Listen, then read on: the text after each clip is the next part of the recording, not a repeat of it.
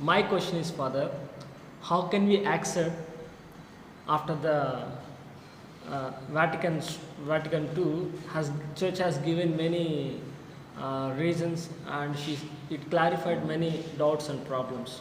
So, how can we accept all these problems, all these clarifications are right? Are we not wearing the spectacles still now? Like saying in that object, this is the church, what church is right. Because before we believed that church said right, people followed before pre Second Vatican Council. Now after Second Vatican Council, church is saying this is right. How can we believe it is the truth? The truth changed. Before Vatican II, one thing was true. Now it is the other thing. Which is true? How do we understand? How do you understand? By what reason should I accept the present thing? Yeah. Well, that's a very good question, which many people have, and it requires also an answer. Yeah. Well, Vatican II does not change the truth. Yes. Vatican has not. But perception of truth has become deep. And so there is changes in the perception of truth. And previously there was one particular way of thinking, the realistic way, the metaphysical way of thinking. And now we have come to realize that way of thinking is not enough. We are not doing justice by that way of thinking. We have got a better way of thinking. This does justice. So there is a shift of paradigm shift. You know what paradigm is? Yes. Paradigm is the model according to which we think. So the old model according to which we are thinking is not satisfactory according to the present knowledge. So a paradigm shift has taken place. So objective realities we do not know. What we know is the consciousness of our subject. This is accepted even by science. Mathematics, chemistry and so on. Mathematics alone is exact science. All other sciences, even the electronic, at one time the atoms are in wave, another time it is a straight line and so on. You see, you cannot understand what the real thing is. All kinds of confusion. So there is a theory in the modern understanding about our incapability of understanding the previous thing. Our previous way of understanding was not adequate. Now we have a better way of understanding. So perception has changed. Truth has not changed. At that time, people were living according to the dogma which they knew. They are quite perfect in dealing with their situation according to those understanding. But today, we have a better understanding. So they are not, we don't say that they are wrong. They were right according to their way of understanding, according to the situation. Today, we cannot go back to the old prescriptions because that is not adequate to the understanding and proper, and it's not right. It is not that truth is changed. Truth we do not know, actually. The truth we never know totally. We approach the truth in some way at one stage. At another stage, we approach the truth a little better. And we go on. So truth will be always there, inviting our further search and further effort at research and so on. For example, at the time of, let's say 100 years ago, our own people, or even now, today, let us see the people in the village, common sense people, where is the sun is moving or the earth is moving? Earth is moving around the sun. I am saying about the ordinary people in the village. Sun is moving or earth is moving? Sun is moving around the earth. They see sun that side at what time? Then they see it at the top. Sun is moving. What right have you got to say? Earth is moving. Why should I believe that? And why should I believe this now? It's the same question, no? Yeah. Same reality they see in different sense. The perception of reality is deeper now. Even now, have you seen the earth going around? You have not seen, but you all said there is a thing. Yeah. Our perception of reality, it is not always that what you see and what you touch and so on. We believe now more things which we cannot touch and feel. But in the metaphysical period or in the previous age, people used to say, what I know and touch can only I believe. But today we have to be humble. And if the people say what you say now, if you should believe, then why not that? This kind of a relativism. Relativism is a truth, is a luxury of the people who do not want to believe in anything. You understand? Okay. Simple question, Father. The ministry of Jesus is ministry of the church. And Jesus had three types of ministry, like kingly ministry, prophetic, and priestly. Among these three, prophetic and priestly I understand. But what about the practical application of kingly ministry? Because when we speak of something kingly means something royal, authoritative, administrative, all this included. Have you not done sacramental theology? Yeah, done. In that, I mean, not only sacramental theology, many other. You have come across this royal, kingly, priestly very Yeah. often. The fathers were not explaining that, That time. but they didn't want to ask. Well, kingly means does not mean that the top of the sea and so on. No? Kingly is to be understood in the context of the theological statement, kingly, priestly, prophetic. Kingly, priestly, prophetic, and Kingly. kingly. Okay, priestly, you know, offering. So we are offering the church in the church. But what about the people? Are they offering the mass? Yeah. Once we accept Christ, all share the Okay, ministry. they also offer. They also offer offerings, sacrifice. So it is not only we priests sacrificing, the people are priests sacrificing, offering. They are making their offerings. Their life is being offered. So not only the sacrificial animal or sacrificial material being offered is considered as offering, ordinary life is considered as things where we offer ourselves, my time, my conveniences, and then many things. Life is a life of suffering and sacrifice. So there is room for priestly life refers to that. So then prophetic. Prophetic is someone who understands and perceives the problematic of the present, the troubles and the difficulties of the present, and has the courage to say it out in the name of the divine. That is, in the name of divine or not, speak truth to the power. Speaking truth is prophetic. So now in the class or anywhere you see this is the truth, and you say that to the rector. If you say that, then rector will get angry with you. So you get frightened and you don't say. You keep quiet, and then that is going against the prophetic function. Prophetic function means the truth I see, I say. Then whatever consequence it has got, he's going to slap me on my face, or he's going to check me out of the seminary. Truth is for me what is important. That is prophetic. So speak truth to the power. That not only Elisha and Elijah and we have to do, the church has to do, and the meaning of the church consists in being able to answer it this way. Then kingly. Kingly does not mean I am using do this and do that and so on. But then for the use of the people, I use leadership. King is the leader, and leader is someone who takes care of the interests and concerns of the other, and then does what is required. Leader is not someone who sits on the top of a table or a throne and commands. That is the understanding of leadership which many have now, but that is not necessarily the right understanding. The right understanding, especially according to the Bible, leadership is service. So you are supposed to be king. In this sense, like Jesus washed the feet of the others. He was king. It was kingly ministry. It was not menial service that he was doing by washing. That is kingly ministry. Then there is a big range of things which are required for the good of the people to be done. I am ready to sacrifice. I take the role of a self-sacrificing leader. I do things. People may not respect me as big man and so on. People may not call J and all that. But still, kingly must be understood in those terms. So prophet, priest, king. Okay. St. John started his ministry by saying, the kingdom is at hand. That's one statement. Then Mark 1:15, Jesus says, the kingdom of God is at hand. So now what we learned is that the kingdom of God is realized in the death and resurrection of Jesus. So what was the understanding of St. John? What is the understanding of Jesus?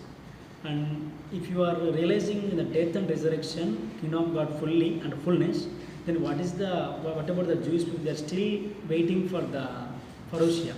Not parousia, like a messianic period they are waiting. So why we have to wait for the parousia? If already realized kingdom of God, death and resurrection, then why we have to wait for the parousia still? Mm-hmm. there are some half-baked concepts in what you said about the kingdom of God is fully realized now, and death and resurrection and so on. Initially realized, not fully realized. The kingdom of God is yet to be fully realized. This is the fullness of eschatological times. Now, eschatological times have already begun with Jesus. Its fullness is yet to be hoped for, and it will take time. So, that is okay. So, the people saying why to believe in parousia and so on. Parousia is this. Parousia, what is the meaning of parousia? Second coming. The second coming is. Realization of kingdom. Second coming can be realization of the kingdom. Can be. Yes. Second coming is that. Don't take it literally. This is a religious language. When you speak of religion, many of the words become incapable of expressing the truth. And the words can express truth if they are given a mythical dimension. So we have no choice other than use this mythical dimension of words. So therefore, parousia, second coming, there is a mythical dimension. It is not that Jesus is one day going to come, putting shirt and pants and so on. I am come here, hello, I am Jesus. But the fullness of realization. Yes, it is the fullness that is yet to be realized, and we are on the move towards that. And that movement is always in the part of history. When history comes to an end, then it is a fullness. So as long as we are in the world, the parousia is not yet realized. We can always change. We can always improve. We can always go better. So again, parousia, it is good that parousia is not realized immediately. If it is realized, then nothing can be done afterwards. Parousia finished. Continue in that way. So parousia is to be taken in this way. So your question, I suppose, is answered. What was the understanding of Saint John in that? Saint John. Okay, Saint John is speaking about Jesus coming and preaching the kingdom of God is at hand. Jesus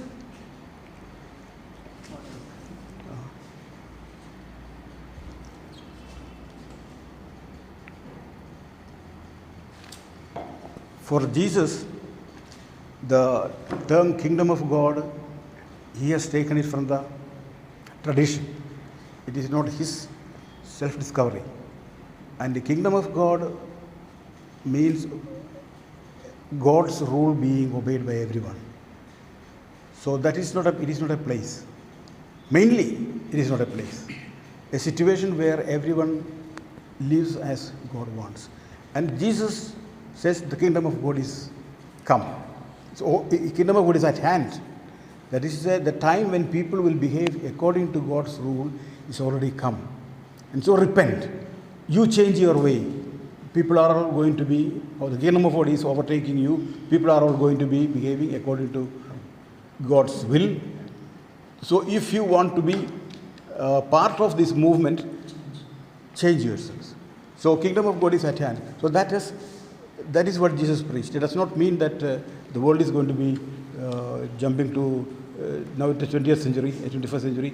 From the time of after some time, it is going to be 35th century next year, 25th century. I mean the distinction, so the development, that is not going to be like that. So the kingdom of God means the present way of relating of things is going to be changed. And then in this concept, we can think also of Jesus saying, "Blessed are you poor, the kingdom of God is at hand." So what do you mean by that? You poor people, you will get the blessings. You are blessed. Others, they are not poor. The blessings will not be theirs. There is a normal interpretation that many people give. Blessed are you poor. Poverty is something wonderful. Poverty makes you related to God. Poverty is something which takes you to heaven. So poverty is good. So that is the impression which many people create. That is not the thing. You must understand it in the background of Jesus' expectation of the parousia, imminent parousia. So God, the kingdom of God has come. Everything is going to be according to God's rule, according to God's will. Everyone will be living in such a situation where what God wants, everybody has. So you have good health, education, good self-respect, as God wants. Not like today. Today, the poor people are disrespected, disregarded, no education, no health, nothing. Misery, suffering and all that. This is going to be over. The kingdom of God is at hand. Be happy. Who will be happy when the kingdom of God comes? The poor people or the rich people? The poor people will be happy because their misery is going to be over. Kingdom of God is at hand. Rejoice. Blessed are you poor. That is also in all the things. The poor will be the one who will be experience the change, and the poor will long for the situation of the kingdom. So in that sense, Jesus said, kingdom of God is at hand. Repent and believe. He was not misunderstanding, or it was not a false understanding, and which we did not realize up to now. Kingdom of God has not come up to now. The kingdom of God is wherever you obey. So it has to grow to its fullness. Now it is its elementary stage. Wherever you obey God's rule, that is to say, wherever you love one another, kingdom of God is growing there. Wherever you show patience, wherever you serve, you go and you help the poor people or the sick people, you bring them this and that and all that. Kingdom of God is being built there. You are not away from the kingdom. You are not doing simply something secular. Sacred secularity. The sacred is there in what you are doing there. In that you are also building up or collaborating in the building up of the kingdom. So this building up of the kingdom will go on, and final stage, it will be fullness of peace and justice. Just before the final stage, that will be what we can have in history. That will be a tremendously developed situation, tremendously happy situation. The final stage only will be left for the time beyond history. So that is every time you make one single movement for enhancing the human life, there the kingdom of God is happening. You are, as a person, small thing, don't think of kingdom of God when it is coming and so on. We are Part of. workers of the kingdom, collaborators of the kingdom. And so wherever there is the will of God taking place, will of God being obeyed, there God's reality, God's kingdom is being realized. About we believe that Christ is the source and Christ is the fulfillment of God's salvation. But in a country like India, we cannot directly speak about Christ is the only Savior and Christ is the only salvation. But what is the church mission in India to speak about, to bring our way of understanding of kingdom of God? Should we directly speak about the Hindu religion, or should we speak about the way of life we are living? What do we speak? Well, I have made reference to it in the class already. The kingdom of God is to be preached. And how do you preach the kingdom of God? As St. Francis says, use words when necessary. Bear witness. So, witnessing is the way of preaching the kingdom of God, basically. Supposing you are a man involved in helping the people and so on, social work, or somewhere people's concrete life is being improved, you are instrumental for that. And you are working for the kingdom of God. You did not say, I am working for the kingdom of God. That is not required, but you are working. You are a celibate person, no family, but then you are friendly with everyone, helping everyone without looking for a religion.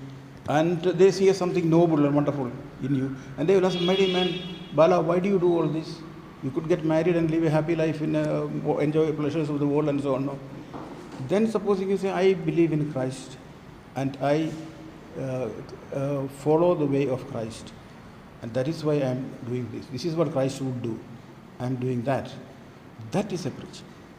And that preaching is louder than anything else. Our life becomes in that we preach. What Gandhi said, you remember? I love Christ, but not Christians. The preaching of the Christians were not up to the mark. Preaching means nobody was preaching, but generally people were living in the time of Gandhi, and he knows how the people were living, and that was not very exemplary. Make that as a preaching, and that is the preaching that you have to do today. Don't tell the Hindu that you are wrong, or you are the children of the devil, and all these kind of things, which earlier missionaries have done. And so, that is not the way. Can you get him also to make the village cleaner, to make the village healthier, to make the village more educated, make the people more just? Can you get 2-3 Hindus also to help you in the work? You are already dialoguing. You are already preaching to him. Not only to him, to the whole society. But the dialogue means this. Today's missionary work is in terms of dialogue. And dialogue is not a hidden way of getting the people to baptism. They don't need to become baptized. Baptism is not necessary for salvation. You know that, no? Yes. Baptism is a ticket, no, not a ticket to heaven. Baptism is a sign of commitment to do God's work. And so if you want him completely this one, he will say, I read the Bible and I find I am so much taken up, I would like to belong to you. Well, good. You want to be baptized? Okay. Baptism is in this way a commitment. Commitment to follow the way of Jesus in bringing about the kingdom. So, about missionary work, don't have any misunderstanding. Don't go to preach them like the Protestants preach. That is not the way. By that they go against the kingdom. There is split, there is fight, and misunderstanding.